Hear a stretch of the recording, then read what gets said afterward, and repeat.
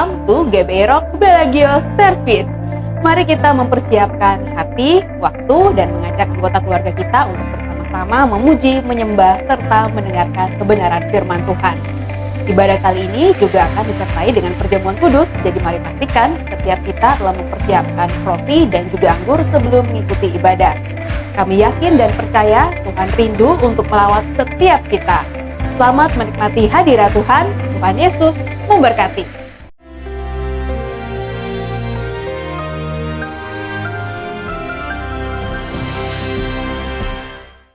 Shalom warga kerajaan.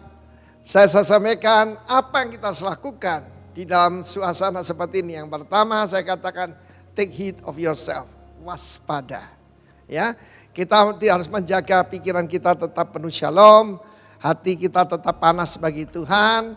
Tetapi selanjutnya, kan saya beri nama Corona Academy, bukan Corona Pandemi. Karena firman Allah mengatakan akan ada pemurtatan, akan ada penganiayaan, bahkan ada pengkhianatan. Mereka akan saling membenci. Belum pernah saya alami, yaitu perang doktrin yang saling menjelekkan, pasti masuk neraka dan sebagainya. Seperti sekarang ini, aneh sekali. Senjata itu harus diarahkan kepada musuh. Musuh kita bukan darah dan daging, kuasa kegelapan, bukan di antara saudara. Saya masih ingat ada seorang hamba Tuhan yang pernah mengalami kejatuhan. Dan dia berkata, satu-satunya tentara di dunia yang membunuh, yaitu tentara yang terluka. Cuma gereja katanya. Aduh sedih sekali saya dengar itu saudara. Sebab kita ingat John Kane, dia saudaraku menjadi pahlawan karena apa? Karena dia mengalami terluka waktu perang Vietnam. Tetapi jangan sampai saling menyerang satu dengan yang lain. Firman Allah mengatakan ya bahwa orang yang bertahan sampai kesudahannya, dialah yang akan diselamatkan. Saudara, tidak semua orang diselamatkan, hanya orang yang bertahan sampai kesudahannya. Karena itu saya sampaikan bagaimana dalam Corona Academy ini, pertama kita diajarkan yaitu panjang sabar. Lalu kemudian ketekunan dan ketahanan. Dan di sini hipomeno artinya tahan di bawah tekanan. Tahan menghadapi penderitaan. Tidak pernah diajarkan bahwa kalau kita mengikut Kristus, everything's gonna be alright. Selalu ada promosi. Firman Allah mengatakan, Rasul Paulus membukakan rahasia ini. Bagi kita bukan cuma mendapat kasih karunia untuk diselamatkan, tapi juga kasih karunia karena menderita karena nama Yesus. Dalam hidup saya, berapa kali saya difitnah orang karena nama Tuhan. Dibenci karena nama Yesus. Saudaraku yang kekasih. Dan saya mengerti rahasia ini. Saya belajar seperti Musa. Musa mengatakan penghinaan karena Kristus itu lebih dari harta benda Mesir. Karena itu di dalam Corona Academy ini kita sedang belajar ketahanan. Ya, kita tahan tidak ngomong sembarangan. Kita tahan yaitu menghadapi apapun kita bisa tetap mengucap syukur. Kita tidak bilang nih hari buruk, kita katakan this is the day that the Lord has made. Dan kita masuk hadiratnya dengan ucapan syukur. Karena itu umat Tuhan, pertama-tama periksa hatimu. Tetapi juga kita harus periksa ketahanan kita. Ya, kalau kita masuk ke sebuah gedung, termasuk gedung kita, tangan kita diperiksa. Firman Allah mengatakan Yusuf itu tangannya tinggal lihat. Lihat itu saudaraku kuat, teguh, tidak gampang patah, tidak gampang putus. Ya, saudara kita memerlukan keteguhan hati, kita memerlukan ketahanan supaya kita diselamatkan. Di sana adalah bukan soteria tetapi sotso. Sotso di sana adalah selamat roh, jiwa, tubuh. Roh kita sudah diselamatkan, jiwa kita sedang diselamatkan. Dan kalau kita bertahan, tubuh kita akan dirubah tubuh kemuliaan. Angkat kepalamu, sebab penyelamatanmu sudah lebih dekat daripada waktu kamu menjadi percaya. Terpuji nama Tuhan. Amin.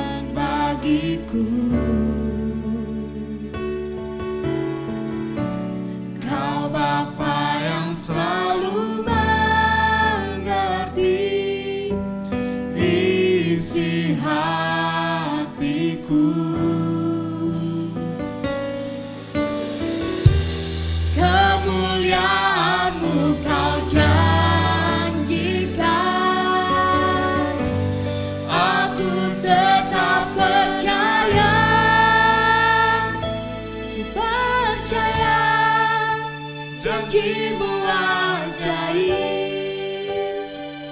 terukir dalam kehidupanku. Ku berserah di dalam kekuatanmu. Ku percaya.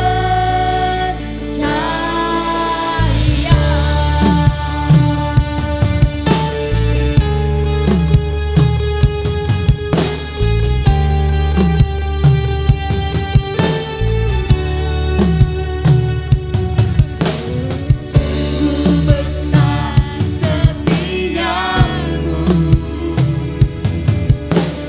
Kau nyatakan bagiku. Kau Bapa yang selalu mengerti isi hatiku. Kemuliaan-Mu Kau janjikan,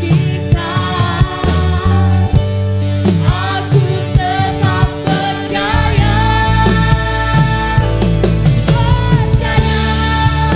Janjimu ajaib terukir dalam kehidupanku.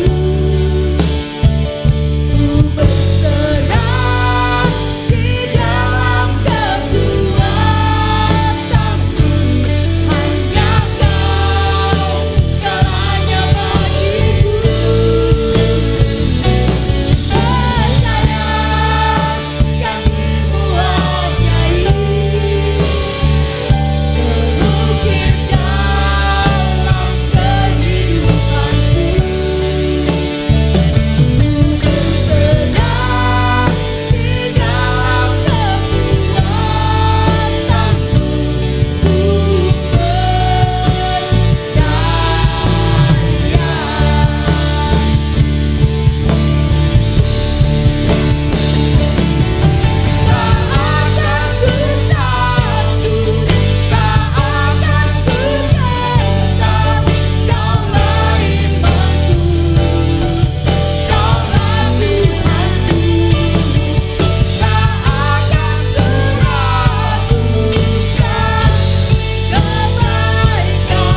Ku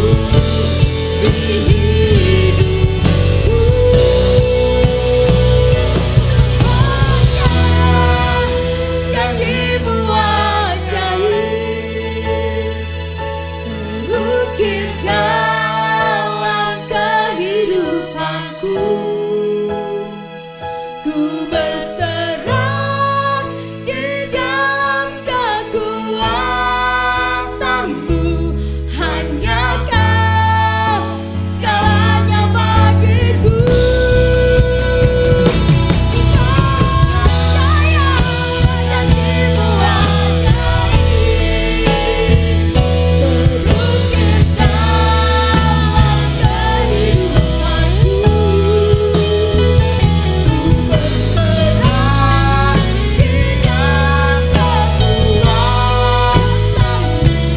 Ku percaya.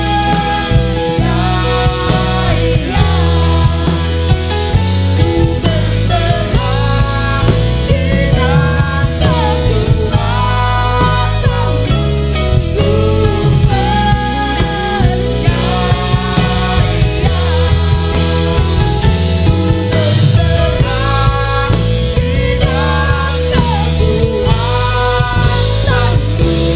Ku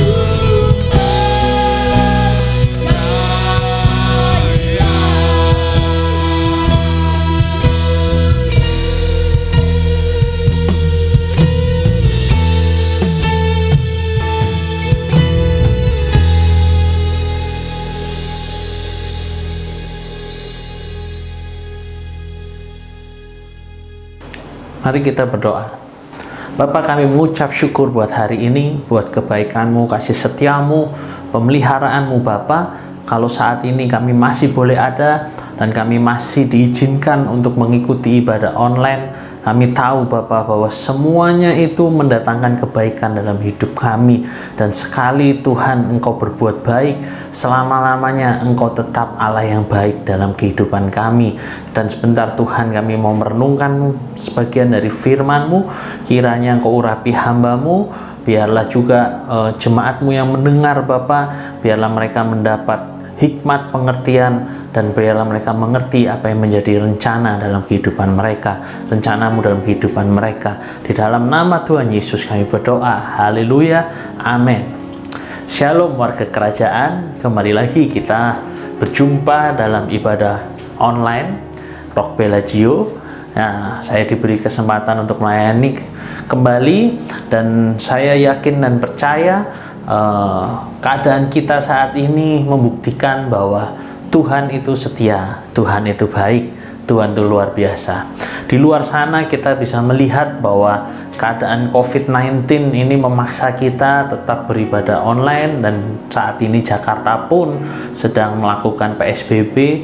Jadi kita lihat bahwa kekhawatiran dan ketakutan masih ada di sekitar kita. Namun saya yakin dan percaya ketika kita punya kabar baik, yaitu firman Tuhan, itulah yang menjadi kekuatan buat kita, bahkan menjadi sumber penghiburan, sumber pengharapan, karena Yesus sendiri itu mengandung segala hal yang baik dalam kehidupan Yesus. Oke, dan di dalam bulan ini tema bulan kita di bulan September yaitu temanya adalah promosi. Ya, tentunya Bapak Ibu saudara-saudara sekalian paham apa arti dari kata promosi. Dan kalau boleh saya simpulkan, promosi itu yaitu suatu kondisi di mana seseorang itu didorong, ya, dimajukan, bahkan didukung untuk masuk pada level selanjutnya. Jadi promosi ini adalah keadaan seseorang itu ada pada level selanjutnya, tentunya level yang lebih baik. Jadi saya nangkap bahwa Tuhan di tengah-tengah Corona Academy ini, kerinduan Tuhan adalah mempromosikan kita, saudara-saudara. Nah, 1 Petrus 5 ayat 6, ya, kita baca 1 Petrus pasal 5 ayat ke-6. Karena itu rendahkanlah dirimu di bawah tangan Tuhan yang kuat. Supaya apa? Supaya kamu ditinggikannya pada waktunya. Ya, jadi sebuah kerinduan Tuhan yaitu mengangkat kehidupan seseorang. Saya sejak muda, sejak melayani pada waktu mahasiswa, saya menangkap poin ini, yaitu sebuah kerinduan Tuhan itu adalah mengangkat seseorang. Bahasa gampangnya, hobinya Tuhan itu ngangkat kehidupan seseorang. Nah, pertanyaannya, apakah kita sudah siap untuk diangkat atau dipromosikan oleh Tuhan? Nah, ini mari kita renungkan siang hari ini. Jadi gini, ketika saya merenungkan, saya mempelajari firman Tuhan, saya melihat bahwa kecenderungan Tuhan itu mempromosikan seseorang itu melebihi dari ekspektasi orang tersebut, mimpi orang tersebut. Mungkin mimpi kita ingin mencapai pada level seperti ini, tetapi kerinduan Tuhan, Dia membawa kita levelnya itu lebih tinggi lagi. Nah, jadi ketika kita mau diangkat Tuhan masuk kepada level yang tinggi, Tuhan mempromosikan kita kepada level yang tinggi, kita perlu mempersiapkan hidup kita. Nah, Daud ketika masa mudanya, dia itu hanya menjadi seorang penggembala kambing domba. Ya, hanya kambing domba yang digembalakan itu tidak banyak, hanya 1 atau 2, bahkan ya tidak lebih dari 5 mungkin. Tapi Daud ini di tengah-tengah pekerjaannya menggembalakan kambing domba, itu adalah pekerjaan yang ya pada itu pekerjaan yang biasa, bukan pekerjaan yang hebat. Bahkan Daud adalah anak yang dilupakan oleh keluarganya, tapi ketika dia mengalami proses dari Tuhan, ketika dia mengalami yang namanya proses dalam kehidupannya, dia mengalami yang namanya promosi. Ya, ketika Tuhan mempromosikan Daud, wow, kita bisa lihat Daud menjadi orang nomor 1 di Israel. Dia tidak menjadi orang yang dilupakan. Bahkan bukan hanya orang tuanya yang mengingat dia, satu bangsa Israel mengenal dia. Bahkan Daud itu ditakuti oleh para musuh-musuhnya. Musuh-musuhnya gentar menghadapi Daud. Itu luar biasa. Apa yang membuat Daud berhasil mengalami promosi? Nah, ketika saya merenungkan firman Tuhan dan mempelajari kisah Daud, saya mendapatkan bahwa kisah Daud itu diawali dengan Tuhan berbicara seperti ini. Bukan yang dilihat manusia, yang dilihat oleh Allah, melainkan Tuhan melihat hati. Wow, artinya Tuhan itu tidak melihat fisik dari Daud, tidak melihat paras dari Daud, tapi yang membuat Tuhan berkesan itu adalah hati Daud. Wah, kita hari ini mau belajar tentang mengapa Tuhan melihat hati. Jadi standar Tuhan itu berbeda dengan standar dunia. Ya, standar Tuhan berbeda dengan standar dunia. Mungkin di dunia sana orang mengharapkan promosi dalam karirnya, dalam pekerjaannya, dengan melakukan hal-hal yang tidak halal, ya, menjilat sana sini, mencari muka supaya dia dapat dipromosikan. Bahkan dia tidak segan-segan untuk menjatuhkan temannya supaya dia dapat dipromosikan. Itu cara dunia. Tetapi cara Tuhan adalah cara yang berbeda. Tuhan punya cara, yaitu apa? Dia melihat hati kita. Ketika hati kita sudah siap, maka Tuhan akan mempromosikan kita. Oke, Amsal 4 ayat 23. Amsal 4 ayat 23. Ya, saya bacakan. Jagalah hatimu dengan segala kewaspadaan, karena dari situlah terpancar kehidupan. Sekali lagi saya bacakan. Jagalah hatimu dengan segala kewaspadaan, karena dari situlah terpancar kehidupan. Ya, jika anggur baru datang dan kita tidak siapkan kirbat yang baru, maka anggur itu akan pecah. Ya, kirbat itu akan pecah, bahkan anggur itu akan terbuang. Anggur itu berbicara tentang berkat, sukacita, pengurapan, lawatan, dan promosi. Nah, sehingga ketika anggur itu mau datang dalam kehidupan kita, apakah hati kita sudah siap? Atau justru kita masih pakai kirbat yang lama, kita tidak ganti kirbat yang baru? Anggur ini ketika datang dalam kehidupan kita, diperlukan wadah hati yang baik, bukan hati yang buruk, tapi hati yang baik. Jika hatimu kecil, maka kamu akan terima anggur dengan porsi yang kecil juga. Ketika hatimu kecil, maka promosi yang diberikan Tuhan itu kecil juga. Maka kalau hati kita besar, maka peluang kita dipromosikan Tuhan itu akan besar pula. Oke, banyak orang yang mati sebelum mati, ya. Banyak orang yang mati sebelum mati. Ya, harapan mereka mati, semangat mereka mati, bahkan dompet mereka mati, omongannya mati, suka ngomong yang jelek-jelek, ngomongin orang, berita-berita negatif. Ketika dia dapatkan berita negatif, wah, cepat sekali dia sebarkan, dia broadcast, ya. Tapi sebaliknya, ketika ada berita keselamatan, waduh, lambat, sungkan, ogah-ogahan menyebarkannya. Ini kita ngelihat kehidupannya itu mati, nggak ada terpancar kehidupan yang dalam kehidupannya. Hidupnya hanya ngomongin orang. Ini kita bisa lihat keberhasilan kita ketika kita menjaga hati, itu ukuran promosi yang akan kita dapat. Ya, jika kita gagal menjaga hati, maka kita akan gagal pula mengalami promosi dalam hidup kita. Jadi, rahasia keberhasilan hidup kita ada dalam hati kita. Ini sangat mendasar, Bapak, Ibu, saudara-saudara. Jadi, ketika kita siap dipromosikan oleh Tuhan, itu dilihat dari kesiapan hati kita semua. Nah, ya, bahasa aslinya dari jagalah hatimu, ya, itu apa? Jagalah hatimu lebih dari apapun juga. Wow. Ya, kalau kita jaga harta kita, jaga rumah kita, jaga aset kita, jaga apa yang kita anggap baik, mungkin anjing kita, peliharaan kita jaga sedemikian rupa, tapi hati nggak kita jaga sedemikian rupa.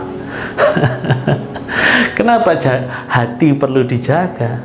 Karena ini, jagalah hatimu dengan segala kewaspadaan, karena dari situlah terpancar kehidupan, karena dari situlah ada batas-batas kehidupan. Ya, jadi ketika Anda menjaga hati, itu sama aja Anda sedang menjaga batas-batas kehidupan Anda. Ya, jika hatimu sempit, maka batasan hidup kita juga sempit. Ya, jadi kalau hati kita sempit, maka sempit pula hubungan kita, sempit pula berkat kita, sempit pula koneksi-koneksi kita. Begitupun sebaliknya, ketika hati kita besar, hati kita luas, maka hubungan kita dengan orang lain itu besar.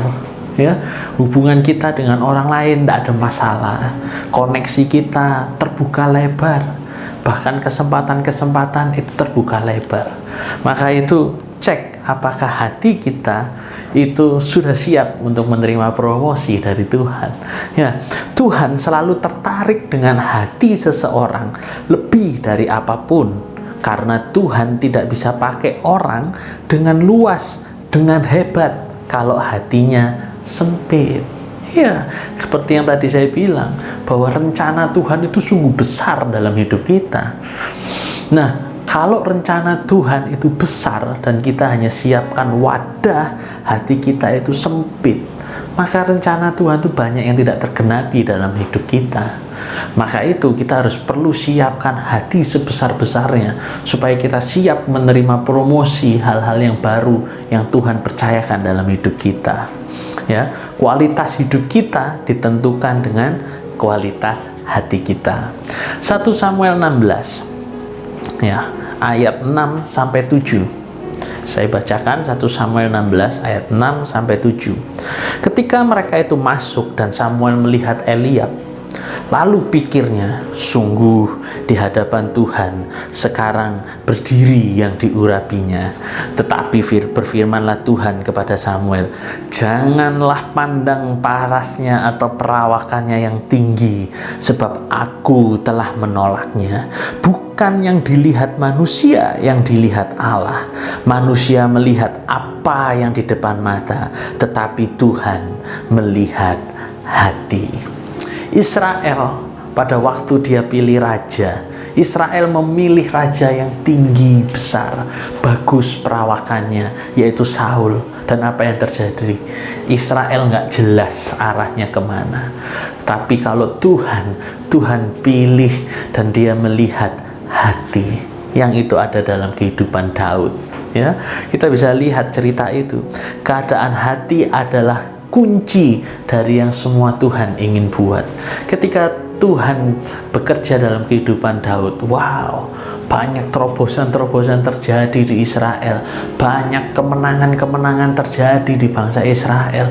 Wow, bait Allah pada waktu itu mulai dipersiapkan. Ya, itu luar biasa. Karena apa? Karena Tuhan melihat hati Daud. Nah, mengapa kita ini perlu menjaga hati? Mengapa kita perlu menjaga hati? Yang pertama, hati itu adalah kacamata untuk melihat.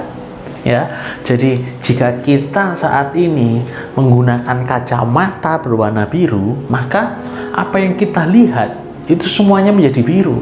Ya, pohon itu menjadi biru yang warnanya hijau, ada kebiru-biruannya. Kalau kita keluar waktu sore hari ngelihat matahari terbenam, ya, mataharinya akan menjadi biru juga, gitu kan. Tapi sama halnya kalau misal kita pakai kacamata merah, nah, maka semua yang kita lihat akan berwarna merah. Nah, hati itu berbicara tentang kacamata, bagaimana kita bisa melihat keadaan di sekitar kita. Jika orang yang hatinya baik, maka ia akan selalu melihat hal-hal yang baik. Ya, jadi kalau kacamata, kalau orang itu memiliki hati yang baik, maka dia akan melihat keadaan meskipun tidak enak, keadaan mungkin menakutkan, mengkhawatirkan, tapi dia mampu melihat hal-hal yang baik. Yang sebaliknya, orang yang hatinya buruk selalu melihat hal-hal jadi buruk. Nah itu makanya ketika orang yang hatinya buruk, mungkin dia ada dalam keadaan nikmat, kelimpahan, tapi ada saja yang kurang, ada aja yang membuat dia itu kehilangan damai sejahtera. Nah itu kuncinya ada di hati. Tapi sebaliknya, meskipun orang tinggal dalam kekurangan, tapi ketika hatinya benar, ya, hatinya baik, maka dia melihat bahwa semuanya itu adalah kebaikan Tuhan dalam kehidupannya, dan dia mampu mengucap syukur. Nah, dalam Roma 8 ayat 28, kita tahu sekarang bahwa Allah turut bekerja dalam segala sesuatu untuk mendatangkan kebaikan bagi mereka yang mengasihi Dia, yaitu bagi mereka yang terpanggil sesuai dengan rencana Allah. Nah, ayat ini bisa kita pakai sebagai kacamata kita ketika kita mungkin mendapat tekanan di tempat pekerjaan, mungkin kita dapat pemutusan kontrak dalam pekerjaan, atau kita dapat gaji yang nggak full, hanya setengah mungkin. Kalau kita punya hati yang benar, maka kita akan lihat keadaan itu seperti ini. Kita tahu sekarang bahwa Allah turut bekerja dalam segala hal untuk mendatangkan kebaikan buat aku. Wow! Lihat, ketika hatimu baik, ketika kondisi hati kita ini tidak buruk, maka kita bisa melihat keadaan meskipun tidak mengenakan sekalipun, kita bisa melihat kebaikan Tuhan. Haleluya. Yang kedua, hati adalah tempat pilihan-pilihan diambil. Semua keputusan dalam hidup kita dimulai dari hati kita, ya. Jadi jika keadaan hati kita baik, maka pilihan-pilihan yang kita ambil itu cenderung baik. Sebaliknya, jika keadaan hati kita ini buruk, maka pilihan-pilihan atau keputusan-keputusan yang kita ambil itu cenderung buruk juga. Dari dalam hati itu terletak yang namanya pikiran, perasaan, dan kehendak. Ya, jadi kalau hatimu sudah buruk, maka pikiran, perasaan, dan kehendakmu akan mengarahkan kita kepada pilihan-pilihan yang buruk, pilihan-pilihan yang jahat, ya, pikiran-pikiran yang jahat. Tapi jika hati kita ini baik, maka pikiran, perasaan, dan kehendak kita akan cenderung memilih kepada pilihan-pilihan yang baik. Ya, kita tidak bisa merubah keadaan di sekeliling kita. Kita tidak bisa melarang keadaan itu datang dalam kehidupan kita. Namun kita bisa menentukan pilihan untuk bereaksi yang tepat dan benar. Ya, COVID ini datang, kita nggak bisa kita halangi, atau di depan pintu rumah kita tulis dilarang COVID masuk. Tidak bisa. COVID itu bisa datang dimanapun, dan kita tidak tahu orang-orang di sekitar kita itu membawa virus itu, kita tidak bisa tahu. Tapi jika kita memiliki hati yang benar, nah ini menentukan pilihan kita untuk bereaksi yang tepat dan benar. Kita tidak perlu takut, kita tidak perlu khawatir, kita tetap waspada. Tetapi kekhawatiran dan ketakutan itu tidak perlu menguasai hidup kita. Ya, jadi kita punya pilihan-pilihan yang tepat, yaitu apa? Oh, pemerintah menyarankan menggunakan masker, maka ambil pilihan itu, pakai masker, ya. Cuci tangan yang bersih, ya. Terus apalagi kalau keluar rumah melakukan aktivitas, pakai masker, ikuti anjuran pemerintah. Tapi beda kalau orang yang hatinya buruk, malah dilanggar semuanya itu. Alasan susah bernafas lah, bikin ribet lah. Nah, Mazmur 112 ayat 6 sampai 8. Mazmur 112 ayat 6 sampai 8. Sebab ia takkan goyah untuk selama-lamanya. Orang benar itu akan diingat selama-lamanya. Ia tidak takut kepada kabar celaka. Hatinya tetap penuh kepercayaan kepada Tuhan. Hatinya teguh. Ia tidak takut sehingga ia memandang rendah para lawannya. Ya, haleluya. Ketika hati kita baik, Ya, kita dapat memilih pilihan-pilihan yang tepat juga.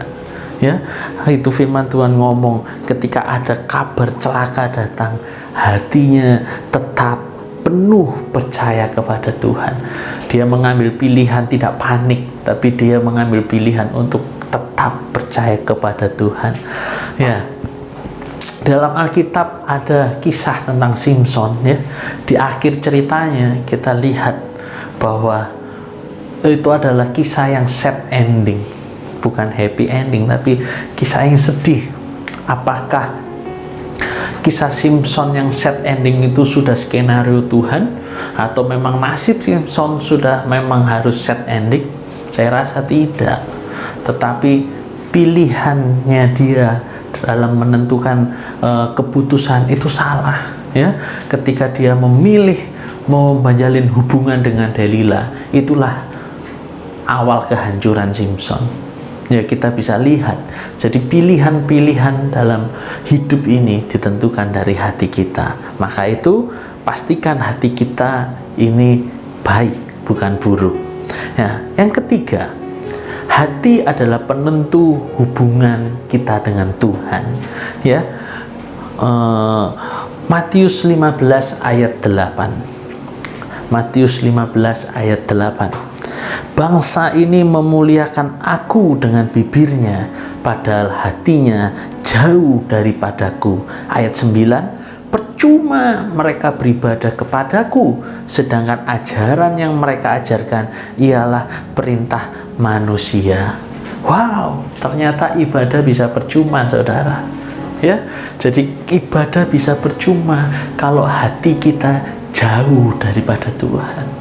Jadi yang kita lakukan bukan karena kita cinta akan Tuhan, tapi melainkan rutinitas. Makanya sangat berbahaya ketika kita datang mengikuti ibadah online, kita mengikuti komsel online, atau mengikuti kegiatan-kegiatan lain, tapi kita tidak persiapkan hati kita. Itu bisa percuma loh. Ya, itu bisa percuma. Firman Tuhan ngomong percuma kalau hati kita jauh. Makanya itu ketika kita mau melakukan ibadah online, kita siapkan hati kita, kita fokuskan hati kita hanya tertuju kepada Tuhan, maka kita akan mendapatkan berkat. Ketika kita mengikuti ibadah online, komsen online, kita akan mengalami pertumbuhan dalam kehidupan kita. Ya, melayani itu harus menggunakan hati, saudara. Pelayanan itu berbicara hati ke hati. Ketika kita melayani, tujuannya adalah hati. Ya, jadi kalau kita tidak persiapkan hati kita dalam melayani, maka tujuannya pasti nggak ke hati. Ada motivasi-motivasi lain pastinya. Jadi untuk para pelayan-pelayan, baik itu pelayan PW, pelayan apapun yang mengambil bagian secara online, ketika kita mau melayani, siapkan hati kita. Ya, siapkan hati kita. Maka kita akan memberikan yang terbaik buat Tuhan. Dan saya percaya bahwa kita juga mengimpartasikan yang baik buat orang-orang yang kita layani. Ya, artinya gini, saudara. Hati ini perlu dijaga sekali.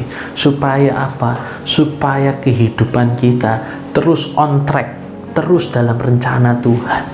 Ya, bagaimana saat ini pertanyaan selanjutnya? Bagaimana kita memperluas hati kita? Ya, tadi jadi kita harus ingat, hati perlu kita persiapkan, hati perlu kita siapkan sebagai wadah untuk menampung promosi daripada Tuhan. Jadi kita perlu memperluaskan hati kita. Nah, mungkin saat ini kita bertanya, hati kita ini kecil saat ini, gimana cara memperluas hati kita? Oke, yang pertama yaitu dengan melayani. Ya, dengan melayani. 1 Raja-Raja 3 ayat 9 sampai 13. Ya. 1 Raja-Raja 3 ayat 9 sampai 13.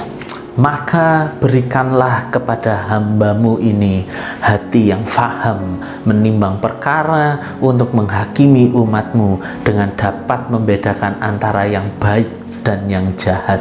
Sebab siapakah yang sanggup menghakimi umatmu yang sangat besar ini? Lalu adalah baik di mata Tuhan bahwa Salomo meminta hal yang demikian. Jadi berfirmanlah Allah kepadanya, oleh karena engkau telah meminta hal yang demikian dan tidak meminta umur panjang atau kekayaan atau nyawa musuhmu, melainkan pengertian untuk memutuskan hukum, maka sesungguhnya aku melakukan sesuai dengan permintaanmu itu. Sesungguhnya aku memberikan kepadamu hati yang penuh hikmat dan pengertian, sehingga sebelum engkau tidak ada seorang pun seperti engkau, dan sesudah engkau takkan bangkit seorang pun seperti engkau. Nah, ayat 13 keren. Dan juga apa yang tidak kau minta aku berikan kepadamu, baik kekayaan maupun kemuliaan, sehingga sepanjang umurmu takkan ada seorang pun seperti engkau di antara raja-raja. Wow. Saudara tahu, ini permintaan dari Raja Salomo. Dia minta, aku ingin punya hati untuk menghakimi umatmu. Ya, bahasa lain mengatakan, aku ingin punya hati untuk melayani umatmu. Saudara tahu, ketika kita melayani, kita sedang memperluas kapasitas hati kita. Ya, kita sedang memperluas kapasitas hati kita. Dan coba kita bayangkan, apabila Tuhan datang kepada kita dan dia bertanya, apa yang engkau mau? Mungkin kita langsung sodorkan, Tuhan aku pengen kaya, Tuhan aku ingin umur panjang, Tuhan aku pengen ini itu dan lain-lain. Tapi ini cukup hebat saudara-saudara. Kita lihat ketika Salomo ditanya Tuhan, apa yang kamu mau? Wow, Salomo minta hati yang melayani. Wah, itu mungkin saya rasa mungkin tidak semua orang bisa minta seperti ini, tapi kita bisa belajar dalam kehidupan Salomo. Ketika Salomo minta hati yang melayani, ayat 13 ngomong begini, dan juga apa yang tidak kau minta aku berikan kepadamu.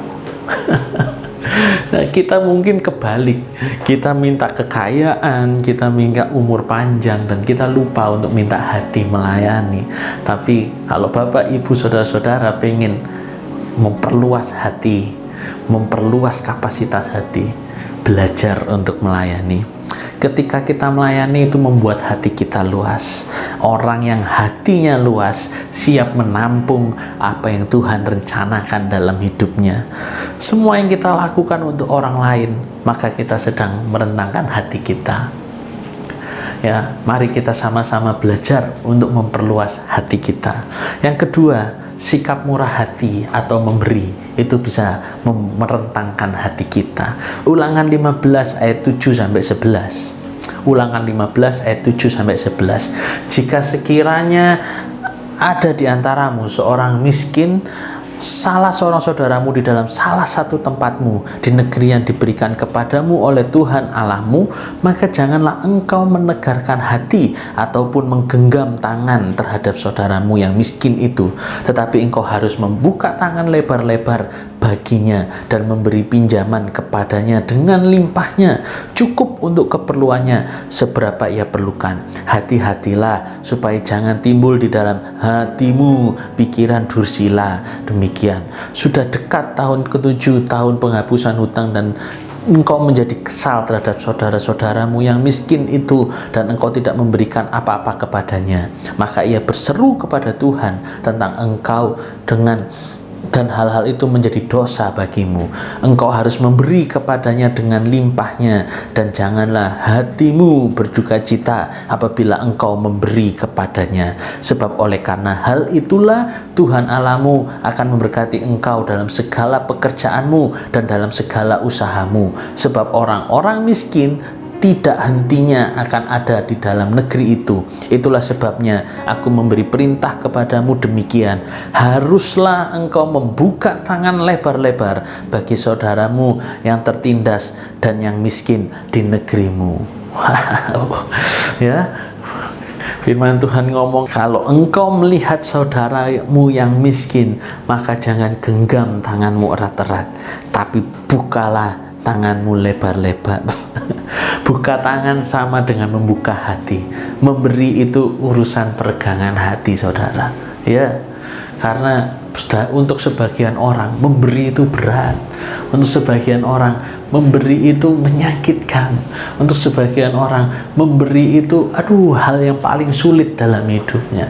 Ini saatnya ketika kita mau dipromosikan Tuhan, kita perlu siapkan wadah yang besar, yang luas, yaitu apa? Kita belajar memberi, kita belajar menabur, maka kita sedang meregangkan hati kita. Kita sedang melepaskan sesuatu yang kita rasa itu berat. Kita sedang melepaskan sesuatu yang dimana itu kita rasa, ini hal yang paling menyakitkan dalam hidup kita atau paling kita sayang-sayang.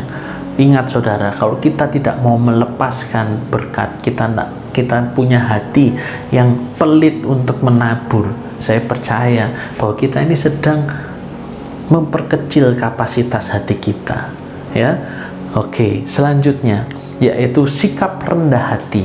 Jadi poin ketiga, ketika kita mau memperluas hati kita, kapasitas hati kita, kita punya memiliki sikap rendah hati. Yesaya 57 ayat 15. Sebab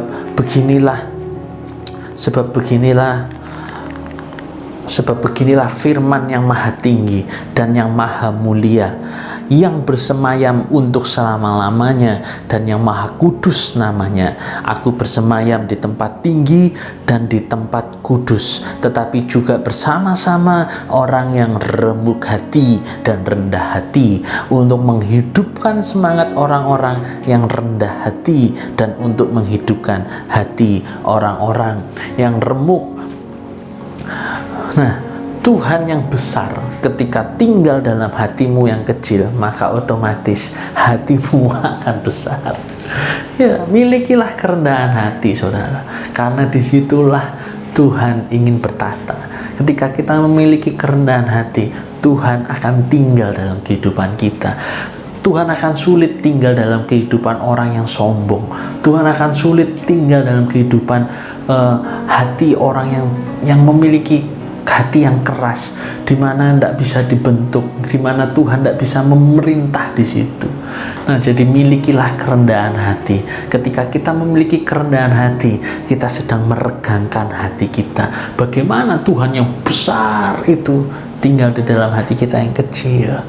Otomatis ketika kita mengizinkan Tuhan yang besar itu tinggal dalam hati kita yang kecil, maka hati kita akan di-upgrade Tuhan untuk menjadi besar. Ya, promosi akan datang ketika hati kita siap.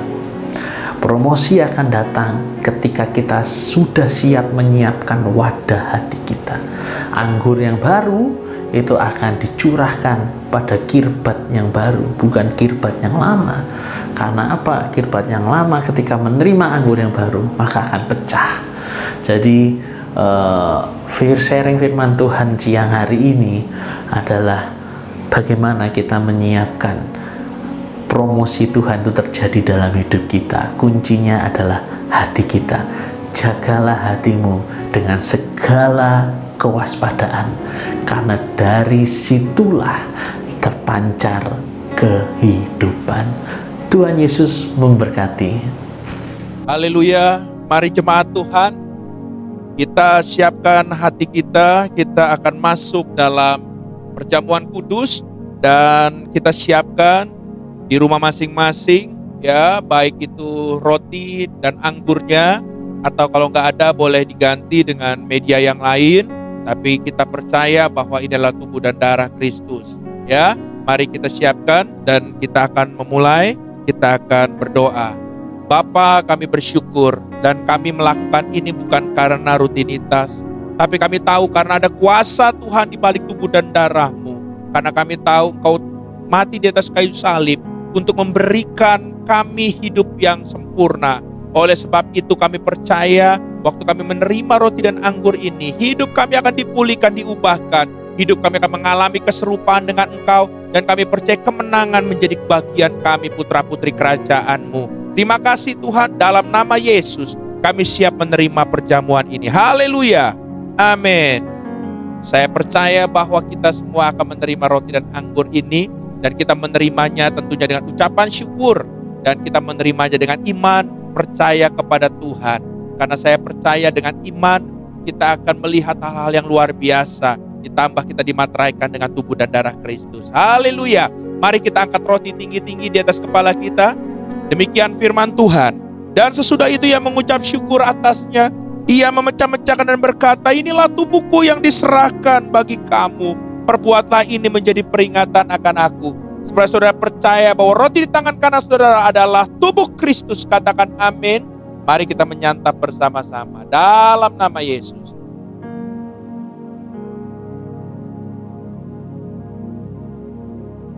Haleluya. Mari kita angkat cawan anggur tinggi-tinggi di kepala kita. Haleluya. Demikian juga ia mengambil cawan sesudah makan, lalu berkata, cawan ini adalah perjanjian baru yang dimateraikan oleh darahku. Perbuatlah ini setiap kali kamu meminumnya, menjadi peringatan akan aku. Sebenarnya saudara percaya bahwa cawan di tangan kanan saudara adalah lambang persekutuan kita dengan darah Kristus. Katakan amin. Mari kita meminumnya bersama-sama dengan iman dalam nama Yesus. Haleluya. Kasih kemurahan-Mu telah Engkau buktikan di atas kayu salib. Kasih kemurahan-Mu itu menjadikan hidup kami berarti. Kasih kemurahan-Mu itu membuat hidup kami dari yang bukan apa-apa menjadi seorang pribadi yang sempurna Tuhan. Oleh sebab itu kami percaya dengan tubuh dan darah-Mu ini. Tidak ada lagi sakit penyakit dalam hidup kami dalam nama Yesus. Engkau menjamah, Engkau menyembuhkan setiap kelemahan fisik kami Tuhan. Dan kami percaya kutuk telah dipatahkan, telah diubahkan menjadi berkat yang datang dari Tuhan. Bahkan kami percaya tingkap langit-Mu dibukakan. Saat ini jalan-jalan tertutup dibukakan, membuat hidup kami akan mengalami kelimpahan di dalam Tuhan, supaya bisa menjadi saluran berkat dimanapun kami berada, karena Engkau memberkati hidup kami lebih dulu Tuhan. Terima kasih buat karya salib-Mu, terima kasih buat tubuh dan darah-Mu, materaikan tubuh dan darah-Mu. Dalam nama Yesus kami telah berdoa dan mengucap syukur. Haleluya. Amin.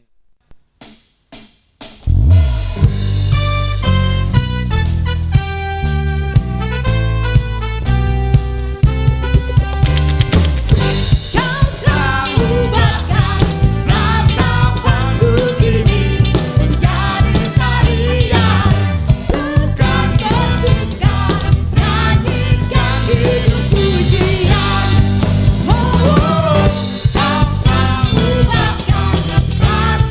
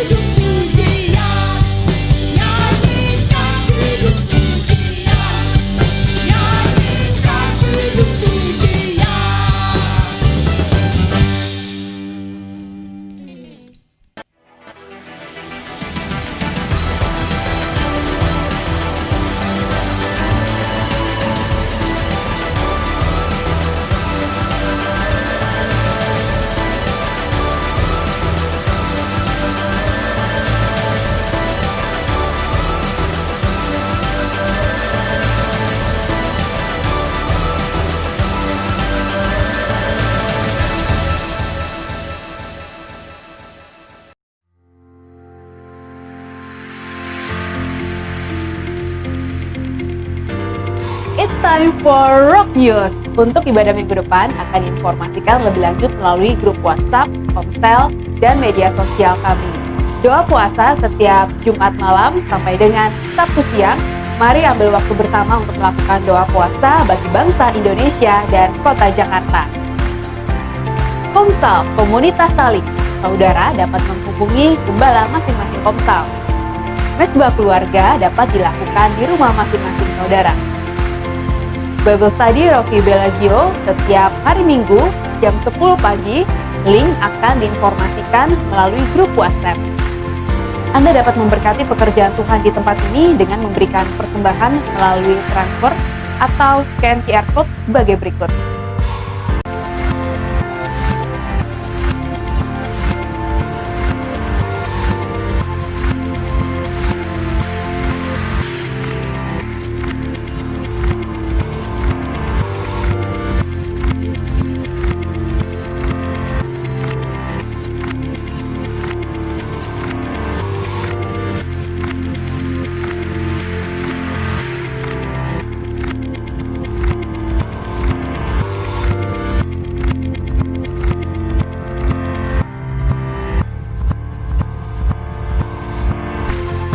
Demikianlah ibadah online Rock Bellagio minggu ini. Tuhan Yesus memberkati. Tiba saatnya kita akan mengakhiri ibadah kita siang hari ini. Dan sebelum kita mengakhiri, kita akan berdoa terlebih dahulu. Haleluya. Bapa, kami bersyukur Tuhan dari awal sampai akhir ibadah Engkau pimpin. Dan kami percaya ibadah ini Tuhan menjadi berkenan di hadapan Tuhan. Bahkan kami percaya semua yang telah kami terima bisa kami dapat lakukan dalam kehidupan kami. Sehingga hidup kami akan berkemenangan di dalam Tuhan. Biarlah hari-hari ke depan, minggu-minggu ke depan, hidup kami semua dalam penyertaan-Mu. Dan Roh Kudus selalu memimpin langkah kami. Terima kasih Tuhan. Tidak lupa kami berdoa buat bangsa dan negara kami. Kami minta kemurahan Tuhan. Biarlah tangan-Mu selalu bekerja buat bangsa dan negara kami ini. Kami percaya melalui Tuhan kondisi saat ini. Ada maksud Tuhan yang sempurna, nyatakanlah maksud-Mu tersebut, sehingga melalui kejadian semuanya ini, akan ada penuaian jiwa-jiwa, Indonesia akan dipulihkan, nama Tuhan akan dipermuliakan, dan kami bawa Tuhan bangsa dan negara kami ini di dalam tangan-Mu Tuhan. Bahkan kami percaya akan terjadi pemulihan dalam bidang ekonomi, dalam bidang apapun juga, dan kami berdoa buat para pemimpin bangsa kami dari yang tertinggi sampai yang terendah. Kami minta roh takut akan Tuhan ada dalam hidup mereka, dan hikmat karisma Tuhan turun buat mereka, sehingga dalam mereka memimpin bangsa dan negara kami ini akan dibawa sesuai dengan rencana dan kehendak Tuhan yang sesungguhnya. Terima kasih Tuhan. Kami juga membawa Tuhan Bapak-bapak rohani kami Tuhan, Pak Arifin dan Ibu, Pak Roni dan Ibu Tuhan, kami minta tangan Tuhan yang kuat selalu memegang mereka, melindungi, dan kami percaya memproteksi mereka, sehingga kami percaya Bapak-bapak rohani kami akan selalu sehat sempurna di dalam kasih kemurahan Tuhan. Bahkan Kau akan memakai mereka lebih heran, lebih luar biasa lagi. Bahkan kami percaya melalui mereka akan ada pewahyuan dan hikmat-hikmat yang baru, yang akan juga bisa mengarahkan kami anak-anak rohaninya untuk masuk dalam destiny Tuhan. Terima kasih Tuhan atas mereka, kami serahkan mereka dan seluruh keluarga besarnya ke dalam tangan Tuhan. Dan sebentar Tuhan, kalau kami akan berpisah, kami akan mengakhiri ibadah kami, tapi kami percaya sekalipun ibadah berakhir, tapi persekutuan kami dengan Roh-Mu tidak akan pernah berakhir. Oleh sebab itu sebelum kami berpisah, kami siap menerima berkat yang datang dari Tuhan. Mari para jemaat Tuhan yang terkasih dalam Tuhan, angkat kedua tanganmu, arahkan hatimu dan pandang wajah Tuhan. Terimalah berkat daripada Allah Bapa di surga. Kasih dari Tuhan kita Yesus Kristus menyertai saudara dan saya mulai hari ini sampai Maranatha. Tuhan datang untuk kali kedua menjemput kita di awan-awan yang permai. Semua telah menerima berkat Tuhan. Sama-sama katakan amin. Kasih tepuk tangan buat Tuhan kita. Haleluya, haleluya.